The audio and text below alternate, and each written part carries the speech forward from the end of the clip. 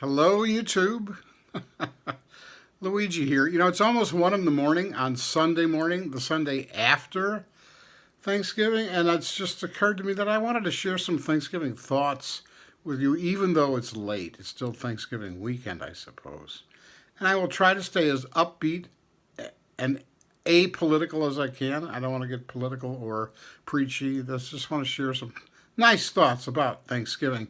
Thanksgiving was instituted by Abraham Lincoln, and he declared it to be celebrated on the fourth Thursday of every November.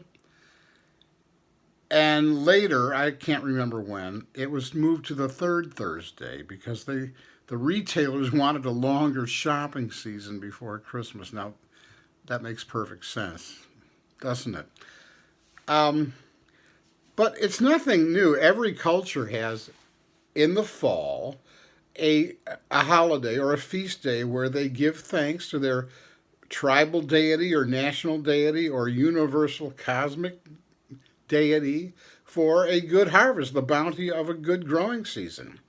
I think the Jews call theirs Shavuos, the Feast of First Fruits. So this is across the globe. This is a universal thing. So I hope you had a good Thanksgiving. I want to share quickly a childhood memory of mine. I had a stay-at-home mom, and I think everybody of my generation did have a stay-at-home mom. That was so long ago. And one of my chores every Thanksgiving, and I remember we had 7 kids, and my mother would cook for at least the grandparents from both sides of the family, at the very least. It was always a big table or tables full of people. And I would help her make her dressing, her stuffing. And she used an Alexander Pope cookbook, and I swear, I've never had a dressing this good from anybody ever since. But it was my job to take these giant yellow Spanish onions and do all the chopping, onions and celery. And it was, as a kid, and this was a ritual that I shared with my mother.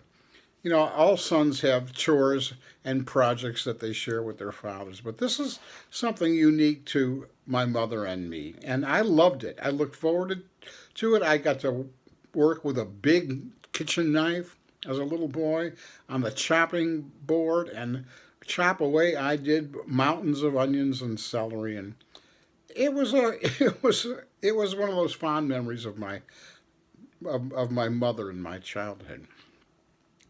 So we would eat very well. One of the memories I have is my father and my grandfather would always take a nap on the couches in the living room immediately after dinner. They would just kind of fall like trees, and we'd have to listen to them both snore. But it was a good day, and I hope you had a great day. I hope you really did. I hope you took the time to live up to the spirit of this holiday and be grateful for all the bounty that we do have in this country. My Sicilian grandmother, immigrant grandmother, after we all said grace before the meal, would at the end of the grace, she would add this little footnote, and I thought it was so precious. She said, and she's talking to God now, she says, "And provide for those who ain't a got 'em." Oh, she was remembering the poor at the end of the grace. Provide for those who don't have. I thought that was a wonderful little epilogue there. All right, everybody. God bless you. I love you all. Hope you had a great holiday. Bye-bye.